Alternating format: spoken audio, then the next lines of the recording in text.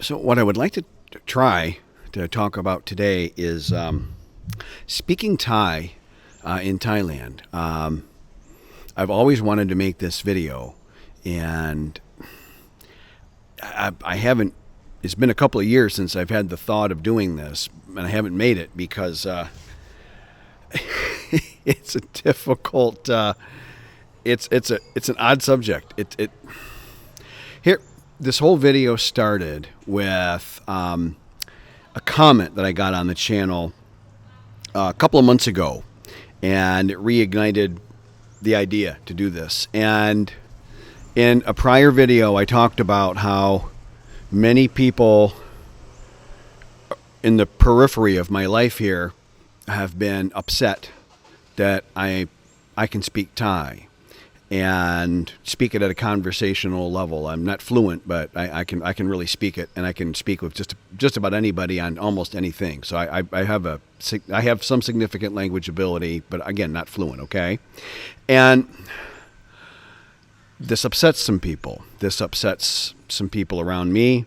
This probably has been more of a problem for Fawn. I hate to call her out like that, but I mean, it is what it is. Now, she has done not one thing wrong, but some people don't like the fact that her husband can speak Thai. We got our wedding ceremony coming up, but everyone considers us husband and wife. That's how it works here. Once you kind of pair up with somebody, it's the common word they use is fan, and fan means spouse or lover or boyfriend, girlfriend, or and it's like a super generic term. It doesn't denote male or female, or it's like the most generic term. Anyways, you get the idea. That sort of underlies, I think, some of their thinking on this. Anyhow, so all that. When I talk about how that was upsetting to some people on this video, and this guy comments back that basically I'm full of a load of baloney or whatever. That he was speaking Thai and everybody was complimenting him, and as everyone compliments me publicly as well every day. I just went and bought a cha kio lon, a hot green tea latte, they're wonderful here, and a coffee for Fawn. And everybody there, I mean, there's three other people in the shop, three owners, Jiao Kong Sam Kon, three owners there. And they were all paused their regular stuff to chat with me and be super complimentary. And that's all from the heart, I think. I mean, so there's two sides to this speaking for a foreigner. There's, on one hand, you're going to get, as you should, and as they should, and it's all proper and great, the way the world should work, as I like to think of it. You get a lot of kudos for learning what many people consider, and as far as I know, I don't disagree with, the second hardest language in the entire world after Mandarin. Somebody can argue it's the seventh hardest or the fifth hardest. It's stinking hard, and it's really hard if you're old. And by our age, I've got hearing damage. I'm sure most of my viewers do as well. And you're trying to hear these tones that are crazy subtle. And even as I'm being taught the language, I'll tell you further. There's words where the tonality is so subtle, the Thais themselves have difficulty with it, and they do tone drills from like birth. I mean, they learn the language at a level and in a way that like us older guys have. I mean, unless you're just going to devote your entire life to like becoming a fluent speaker, and that's cool. But unless you're going to make some kind of commitment like that, or you're a musician, musicians are at a huge advantage here. A lot of the people that can speak really well are musicians. People from France, as I've said before, a more softer tone, more fluidly spoken language. Like if you're speaking like UK English, the more north you are, the more kind of choppier the tones are. And German native speakers, that's a deeper, more guttural kind of a tonality, in my opinion. Okay, that's what my ear tells me. And people from those regions are at a disadvantage. Okay, and if you're Spanish or French or something like that, and then you're a musician, well, yeah, heck, dude, you might end up speaking pretty darn good. Not that a German guy can't. I've got a German friend here that speaks really well. And I can actually understand him when we speak in English. That's our common language. But we'll speak in Thai from time to time. Just naturally, we both speak pretty well. And I understand what he's saying. I mean, here's another point, and I hate to say this, but it's awful listening to most foreigners speak Thai, and I'm sure it's and I have that same. I'm no better. I mean, I always have just this empathy and this sympathy for the poor Thai person that's got to listen to me speak. Yeah, I can speak, and that's great and all, but I've got a gigantic American accent because I spoke English only until I was 56 years old or something. So, I mean, I'm going to have a giant accent.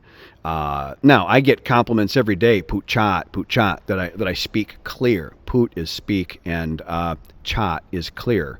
And I hear that virtually every single day. Some Thai person says that phrase to me.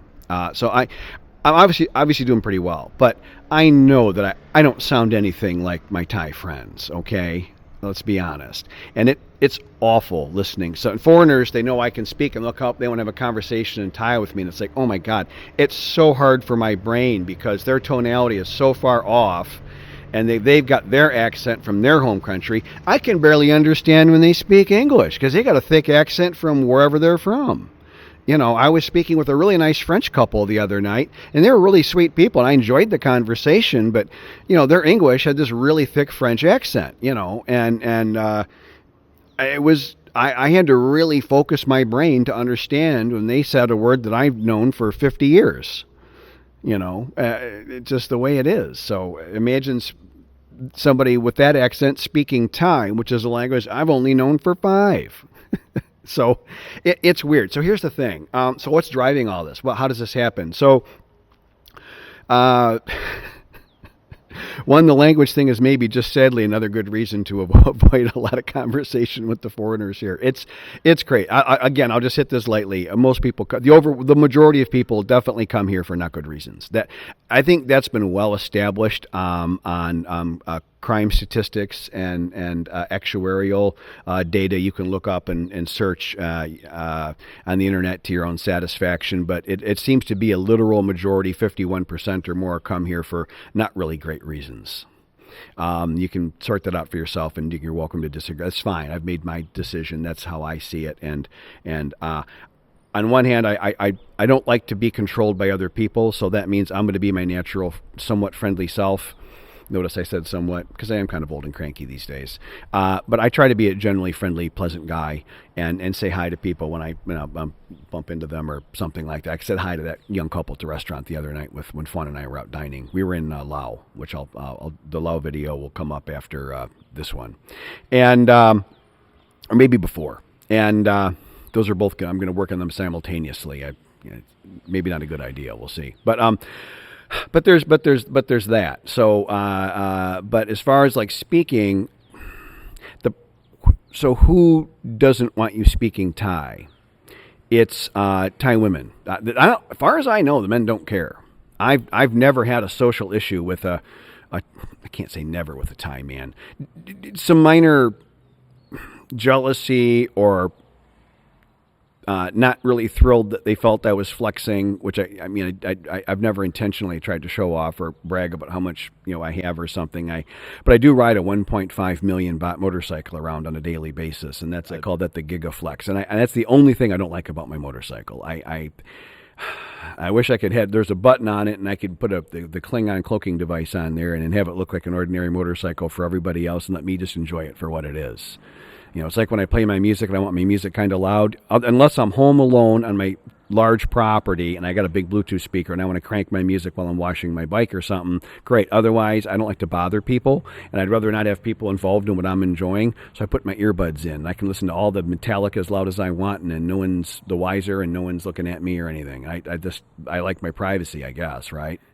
But other than that, I've never really had much trouble with another Thai man. I've had one guy make kind of a bunch of passes at Fawn, and I settled that down with one short conversation with him. That was pretty easy to do. And another guy, I misunderstood what he said. I thought he had said something massively vulgar, which I'm not even going to give you the translation of what I thought he said. It was so disgusting.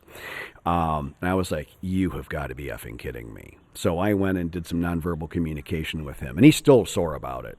Now, it's sketchy, and I can't, as I sit here, it's been a year. As I sit here a year later, I can't tell you if he really said that way or not. There's a couple tones difference between saying somebody going to eat some food and somebody going to shove something in their mouth, and I'll leave it at that. So the way he said it, I'm really pretty sure it was the second way, but I can't be sure. And it's been a year, and he certainly received the message when I did my nonverbal communication with him, and he has been a peach ever since. I will say that. But those are the only two serious issues. I did have a middle-aged Thai man once tell me I should put my 500cc Honda I got before my Harley Davidson. Even that's kind of a flex here, because that's just the way it is. And he said I should put it in the trash can, and I just made a joke, and I said, which was like, I really don't want to, but in a comical way, and everybody laughed, and I didn't care. I mean, the guy was dirt poor, and he's looking at me in a big shiny motorcycle as a foreign guy, and I'm Mr. Whitey white skin here. It's not like I don't understand what he's probably thinking, and I honestly can't blame him. He was a field laborer. Those guys typically have a third or fourth grade education by Thai standards, which is pretty brutal. So I could not begrudge him those feelings. So honestly, I never had a bad thought towards the guy. I laughed it off, and if I could have bought him a coffee, I would have. That wasn't an issue, okay? But with the Thai women, there's where you get more of the cultural stuff going on. And that's woman to woman. Obviously, that would be then aimed at Fawn. And she's had several people expect her to apologize to them because they're assuming that she's been teaching me all this Thai, which in all honesty, she really doesn't. And there's another angle to this. Your Thai woman, if she fights you, by Thai woman, it sounds like kind of a misogynist term, but yeah, generically your fan, the lady you're either dating or married to or whatever, if she's fighting you learning Thai language, then that is a gigantic red flag. And I would honestly leave a person that felt that way. If they're fighting you and subverting every effort you make to speak their native language, then that's the number one reason women will do that is because then it's hard to get money from you. Okay. Because you're understanding your surroundings better. It would be very hard for someone to pull the wool over my eyes here at this point. And I'm not some great natural speaker or anything, but I know enough now that it would be very hard for someone to go hope me. That'd be a rough one. Okay. That'd be real rough. Good luck with that. So, and I have good people all around. I've surrounded here's an odd concept. When you're overseas, I've surrounded myself with a perimeter wall of very good-hearted, loyal Thai people, who are obviously all native speakers. You can't really say or do anything bad towards me without them being aware of it, and they may take unkindly to that. And I've had that happen a couple of times. I've had Fawn's mom chewed out this one guy really good. I thought he was going to crap his pants, So,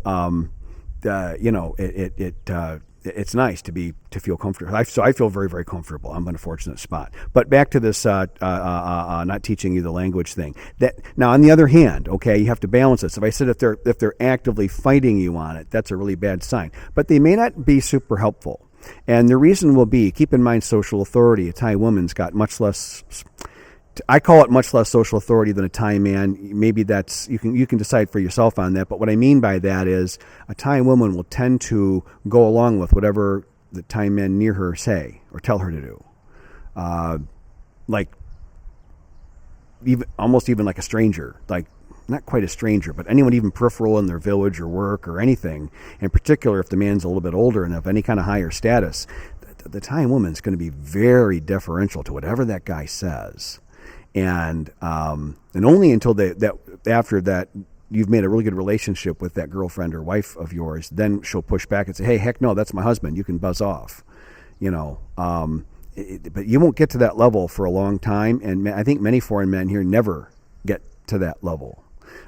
So what happens is other Thai women will then, the bad black-hearted ones, they'll pressure your lady to, "Hey, are you teaching him to speak? Are you helping him?" Because, and I've literally had people say that I'm making women, I'm personally with my channel making it harder for them to get money out of foreign men, and they don't like my channel. And we've had some real hatred, and we've had some real anger directed at me and at Fawn.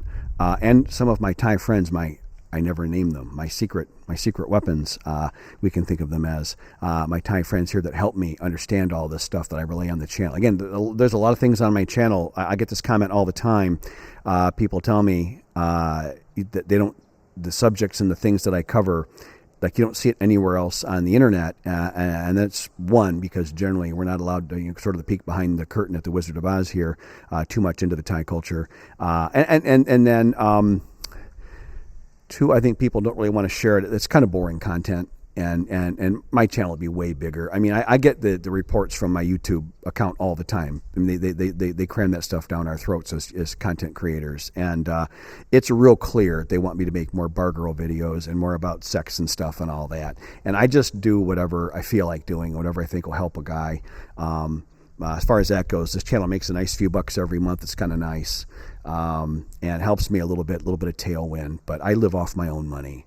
And I'm not going back to work. And if I start making content for just what'll pay, other than selling myself out, which is what that would feel like, then I feel like I'm going back to work and I'm going back to a stressful life again. And I don't want that. So for my own reasons, I ain't doing it.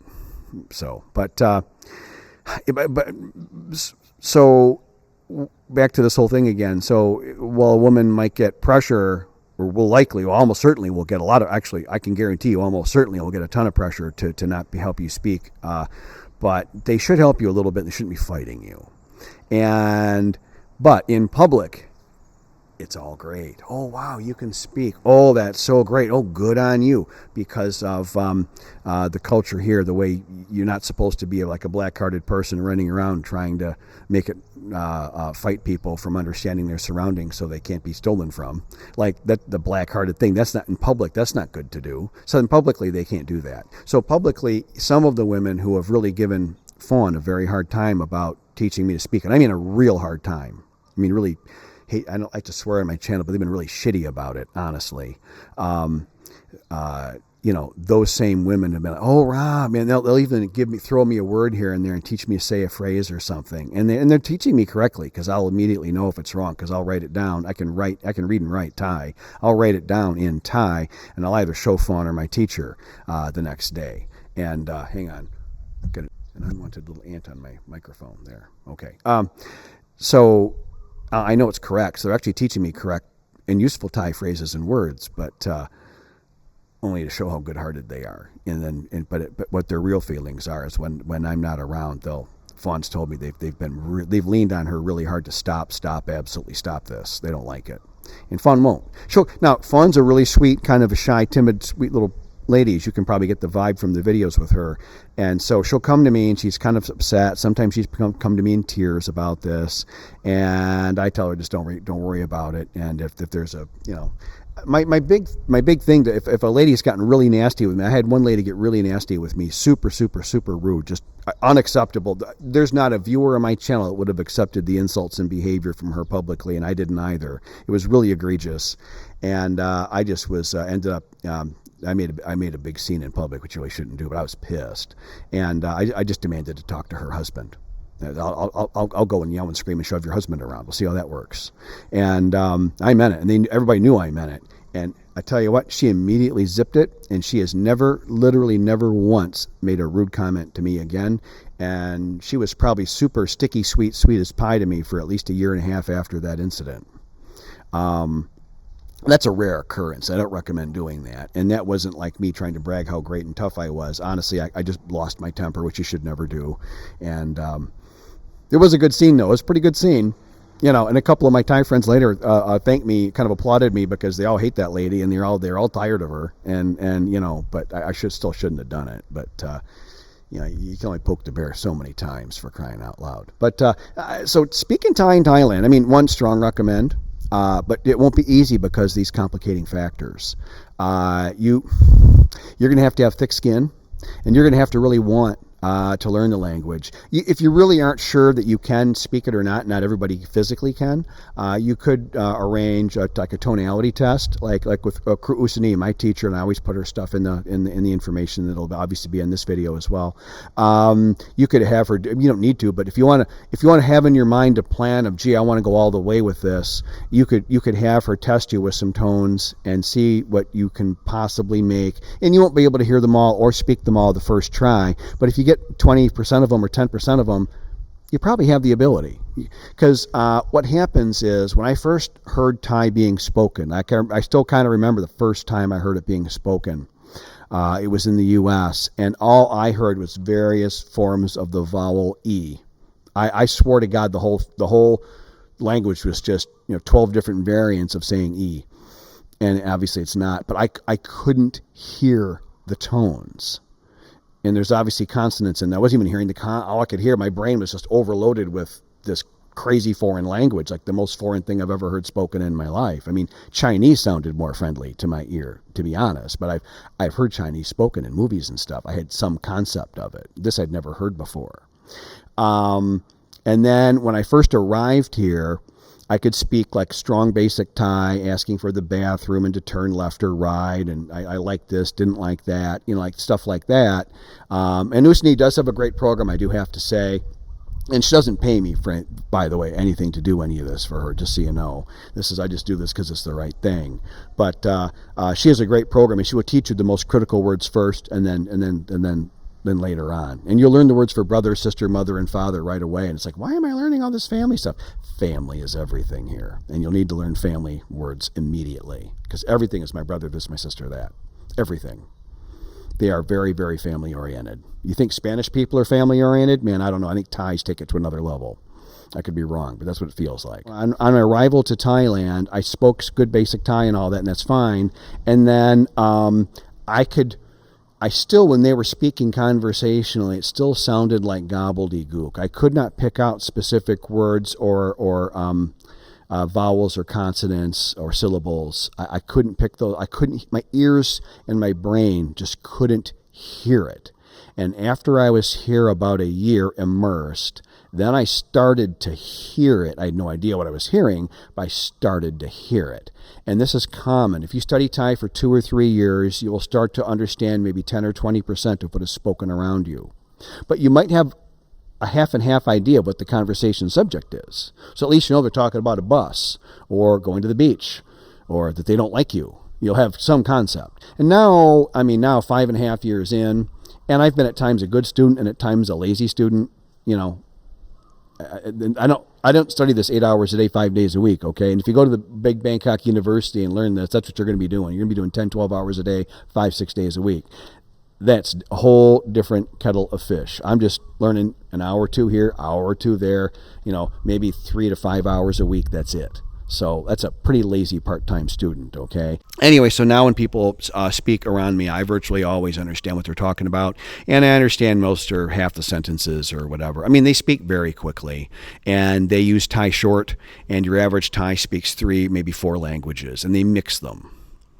That's a popular thing in music now, too. There was a popular song about a busaba, which is a sexy young woman with long flowing hair. That's a pretty specific thing. And that's in Thai South, I think mixed with official Thai, off the top of my head. I'm not a music critic, but you get the idea. This mixing of languages is big. They'll be speaking in Thai, then they'll switch to Thai Kolat, and then they'll throw in a word in Isan.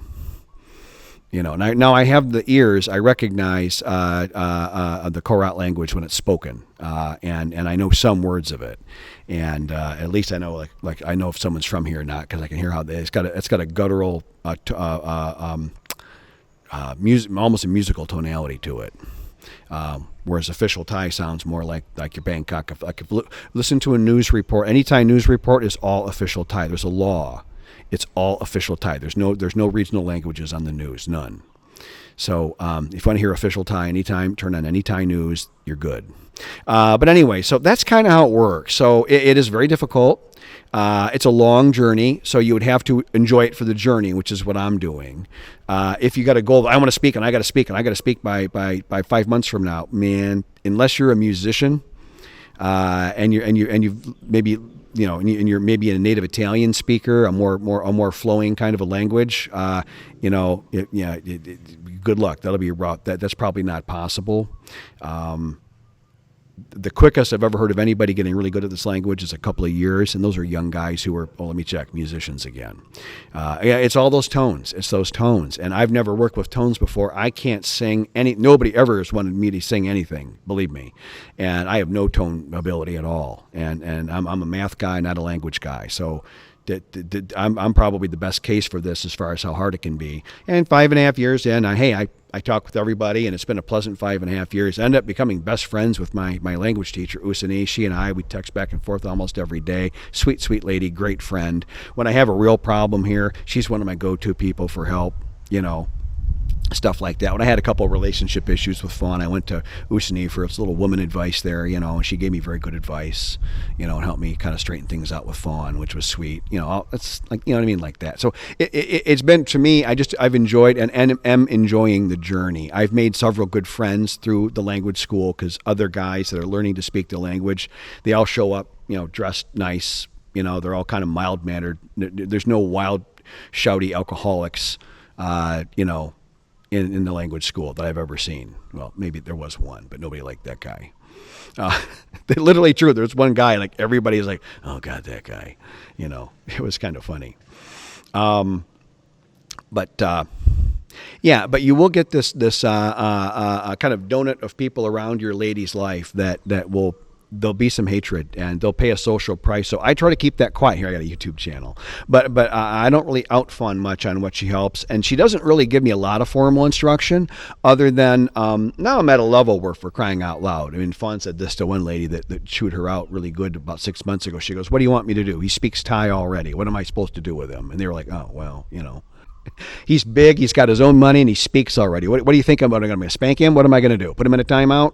What do you really? It's, and I do love that about here. I'll comment on that. It is awesome here. You are really, you really are the master of your own destiny here. I do what I want, when I want, how I want. It's back to, I saw a really cool video. It was on, I don't know why they did this, but they talked about people that were wealthy, and they interviewed wealthy people with a net worth of 5 to 10 million US, and this was like 15, 20 years ago. That's still an awful lot of money, but back then that was a lot of money. And the one guy had the best answer of all. He goes, "The best thing about having a net worth of $5 million is I do what I want, when I want." And I'm like, that is real wealth. And that's how I am. Now, this is great. I go on vacation or on tour. I'm on vacation every day, and I love it. But I go on tour where I want, when I want, and Fawn makes that all happen.